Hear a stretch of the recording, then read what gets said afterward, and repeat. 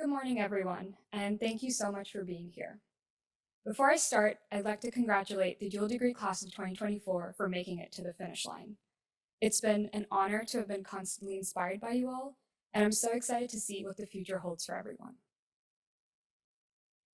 My name is Mehek Vohra, and I'm proud to be graduating from the Brown RISD dual degree program, having studied cognitive neuroscience at Brown and graphic design at RISD, with a minor in computation, technology, and culture. In 2019, I'd come to Providence with the assumption that cognitive neuroscience would help me understand how human beings navigated the world around them. And I thought that graphic design was all about learning how to communicate through design. So I hypothesized that if I could understand how human beings thought and operated in the world around them, I could create better designs for them. I hypothesized that human cognition would inform design. Today, I'm going to talk through two projects that were crucial in teaching me how to ask new questions, a collaborative experience that helped me understand the purpose of design, an internship that sparked my interest in emerging technologies, and a thesis project that I hope is a step towards my future studies. And all of these projects have shifted my understanding of the relationship between human cognition and design. During my first 2 years at Brown, I studied the human brain, how it retains memories, how it learns, how it responds to stimuli, and how it guides your attention and decisions. Something that stood out to me was the concept of perception. As I understood it, your perception of the world around you will influence your thoughts, decisions, and actions. And so at RISD, I began asking the question, can graphic design be used as a tool to understand someone else's perception of the world? To do so, I started off with something simple, color. This is a set of cards that I designed in 2020 that aims to help viewers understand the different types of color blindness. The design of the cards are inspired by the well-known Ishihara plates, but they use found letter forms instead of numbers to make it a more playful experience. In an attempt to design for a more nuanced problem, I later created a book, which is called Reading Color. This book is a prototype to help the visually impaired experience color. It adopts the principles of translating solid colors into tactile vectors, inspired by the structure of Braille. It teaches users how to read each color and then provides them with examples to put their learnings into practice, as so. Looking back at these two projects, while they might have communicated a different way of perceiving the world, they were not quite creative or unique in their execution.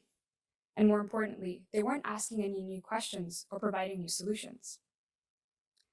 As COVID came and went, I continued to learn about the foundations of typography and identity systems at RISD, and more about mental processes and experimental techniques at Brown. And I found myself building separate toolkits for cognitive neuroscience and graphic design, and was struggling to find a way to bring them together. That was until design happened. I still remember the exact moment that Yutti, a fellow dual degree student, asked me if I wanted to help her bring a publication to life. She said, I've written 17 articles and collected hundreds of images, and I need someone to put it all together. I said, I'm all in. Her passion and enthusiasm to get this information out into the world was contagious and carried us through months of relentless work to produce what now exists as New England's first publication for the South Asian diaspora. It contains untold stories about South Asian textiles, food, culture, architecture, and more. This object here is something I'm so proud to have designed. We spent months deciding on typefaces, curating a color palette, and establishing a grid system that felt cohesive, while allowing each article to have its own voice and stay true to its content. To establish a visual identity that could live beyond the publication, for social media, museum labels, and name tags, we designed a logotype and motif that were inspired by South Asian heritage. I realized that it took distancing myself away from the classroom to use that graphic design toolkit and see all my learnings materialize in a way that was important for a project that had purpose. The launch of the publication was a truly magical experience. Seeing how many people were brought together by this project and noticing how they lit up with joy and wonder as they held the book in their hands was a truly, truly amazing time. It made me realize that the power in design was in guiding an individual's attention and thereby influencing their perception. A simple example is that several people were confused about the pronunciation of the title. Is it designed or designed? The break in layout of the word on the page had influenced their perception of it, and thereby their understanding. This publication made me reconsider the relationship between human cognition and design. Perhaps it was the other way around. As I began my 4th year on College Hill, I started experimenting with new ways of creating and taking classes outside of my concentration. At RISD, I experimented with creating visuals using artificial intelligence, I dabbled in creative coding, and started understanding the basics of interaction design. At Brown, I took a creative writing class, learned how to code a game of Tetris, and in a digital media class was reintroduced to Marshall McLuhan, the famous media theorist.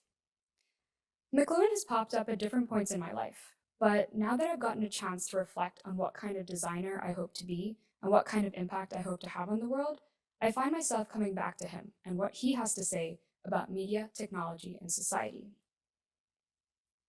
The medium as a message is his most famous theory. He suggests that the medium through which a message is transmitted strongly shapes the perception of the message and is more important than the message itself. For example, the presentation I'm giving right now could have materialized in a variety of different ways.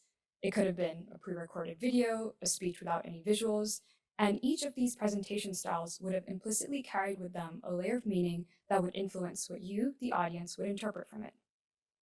So, if the medium is what strongly shapes the viewer's perception of the message, are we right in saying that design informs human cognition? Now that I was beginning to understand the relationship between these things, I began asking a new question. Beyond College Hill, out in the world, who was in charge of designing these objects that were influencing human cognition on a global scale? And were they designing them with the purpose of meaningfully shaping human minds? The iPhone, with its immediacy and bright interactive surface, is a medium that has shifted our attention away from the physical world to the digital. Its design has transformed the way we perceive the world and influenced the way that we think. Last summer, I was introduced to this device here, the AI pen. It's designed without a screen with the purpose of shifting our attention away from the digital world and back to the physical. It's operated primarily through vocal cues and can answer any question, as well as make phone calls, tell you about what food you've eaten today, and it was built by a company called Humane, based in San Francisco. As a digital product design intern on the team, I spent the summer creating visuals for the laser ink display, which projects onto your palm. I got to work alongside a team of designers and engineers. My main project that summer was to design and curate the nutrition experience. The goal was to make the process of tracking food more enjoyable and less tedious. As I got started sketching out different user interfaces, I found myself relying on online articles and my own assumptions to guide the designs. The problem was that all of this information originated for technology that had preceded the AI pen, for technology with screens. With a new device and a new display, there needed to be a more creative and thoughtful approach. So I conducted a survey within the company, asking employees what they wanted out of the experience. It was interesting to learn that instead of logging specific carb or protein intake, several people were actually interested in tracking how food made them feel and how it impacted their mood and energy levels throughout the day. Not only did these findings allow me to ground the designs in purpose, but they also opened up new capabilities for the AI pen, and I found myself being able to contribute to the broader user experience of the product, which was extremely rewarding. When it came to designing the UI, I thought back to the reaction that people had when they held design for the first time. I wanted to elicit that same sense of joy and wonder. And so, with the help of my boss and the design team, we narrowed down on this gumball design, which we then went on to prototype to respond to the tilt and roll interaction mechanism of the device. At Humane, I got to learn and grow from my mistakes, collaborate with engineers and designers, and just create some really cool work that I'm excited to see out in the world. Going back and forth between conducting research and designing the UI made me reconsider that maybe the relationship between these two things weren't linear and could inform each other. As I began my final semester at Brown and RISD and started working on my graphic design degree project, I thought back to the question I was trying to answer 5 years ago. Can graphic design be used as a tool to understand someone else's perception of the world? I wanted to answer this question through the concept of mapping dreams, as dreams are essentially obscure maps of our physical realities. I started out by researching how dreams were studied by neuroscientists, how they were depicted by artists, how they were interpreted by philosophers. Something that stood out to me was that dreaming is considered a profoundly unique experience. And through my degree project, I wanted to challenge that. I wanted to investigate mapping dreams of the individual as well as the collective. And so I created 3 experimental pieces of graphic design that posed 3 main questions.